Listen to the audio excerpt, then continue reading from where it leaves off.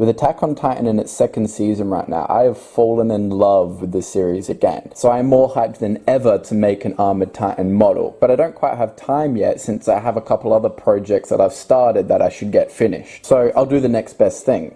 Draw it. I started things off by just sketching a regular human in the size of the Armored Titan, which is 36 centimeters, making the 15-meter giant in a 1:42 scale. I did this so I could clearly see which areas I would be exaggerating and stylizing. I usually spend a lot of time in the beginning stages of the drawing just adjusting certain things about the proportions to get the look I'm going for.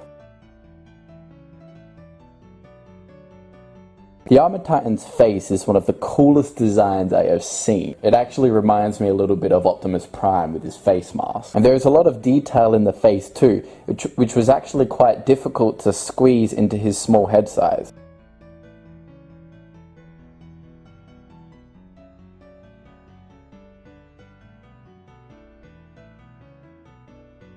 My other favourite part about the Armored Titan's design is the forearms. The way the muscles or the armoured plating reflects the muscles of the forearm and also the tendons that wrap down above the hand across the fingers, it is really accurate to how our actual human anatomy is, and I deeply appreciate that, especially since I've been trying to do a little bit more research on what proper human anatomy is recently, and so to see how well the designers have incorporated actual human anatomy into the Armored Titan's design, it really does impress me. In fact, throughout his whole design, the Armored Titan has armored plating reflecting actual human muscles and tendons. I just think it looks so good.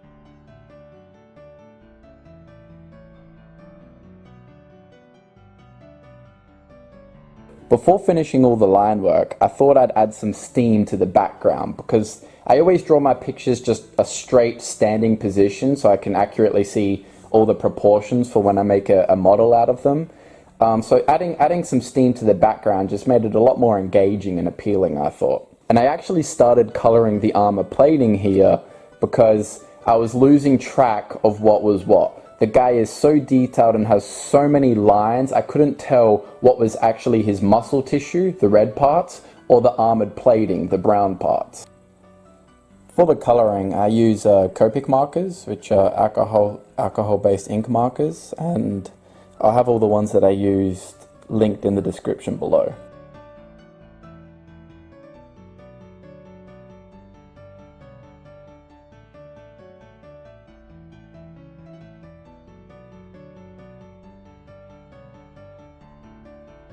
I actually really love the fact that his hair is silver.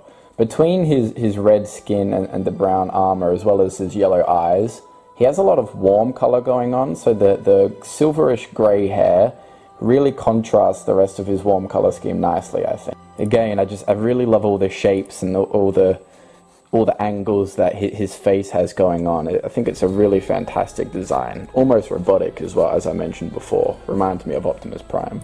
I was actually using a grey marker over the brown here for the shading, which isn't something that I usually do. I usually try to stick to the same colour family and go for a brown, but I thought this would suit since his armour seems to have a bit of a grey tint to it in the show. So I was really happy with how it turned out actually. If anything, it added a more realistic and gritty look to his design. The abs on this character as well is something I really love about his design. The way he has the obliques on the side there, and as well as the serratus muscle, I suppose, that goes up towards the back at the 45-degree angle, is quite accurate to real human anatomy. And then the two plates on his hips down there are very similar to the sort of soft flank portion of real human obliques. With the shading for the legs, I really tried to indicate the leg muscles. If anything, that was probably the one thing about the Armored Titan's design that I found to be lacking a little bit, was the legs were kind of plain from the front view. It was just a really long sheet of armor going from his upper thigh to his ankles.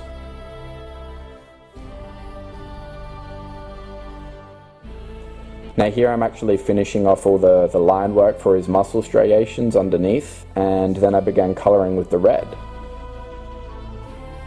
I used the darker red here first, as that's sort of the primary color of his skin, and then I used this really bright pinkish red underneath, the RV29 Crimson, to really make certain areas pop. And on his left arm here, I actually tried a more of an orangey red instead of a pinkish red for the mid-tone to see what that would look like. And I wasn't really a big fan, so later on I just colored over that with the pinkish one instead, the RV29.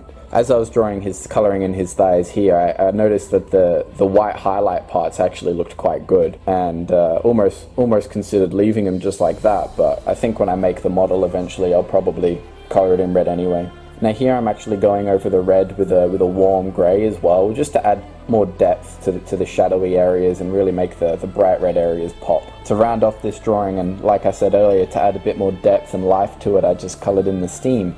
And some areas were overlapping his arm there, and I think it turned out really good. So thank you for watching, guys. I hope you enjoyed this video and got a little bit of insight into my thought process as I draw these pictures. Also, be sure to check out my Instagram. I've just started uploading some of my drawings there that I haven't recorded, and I have a lot that I'd like to share with you guys. So if you're interested in seeing what other drawings I've done and maybe getting some insight into what characters I will be making in the future, check out my Instagram. It'll be linked and listed below.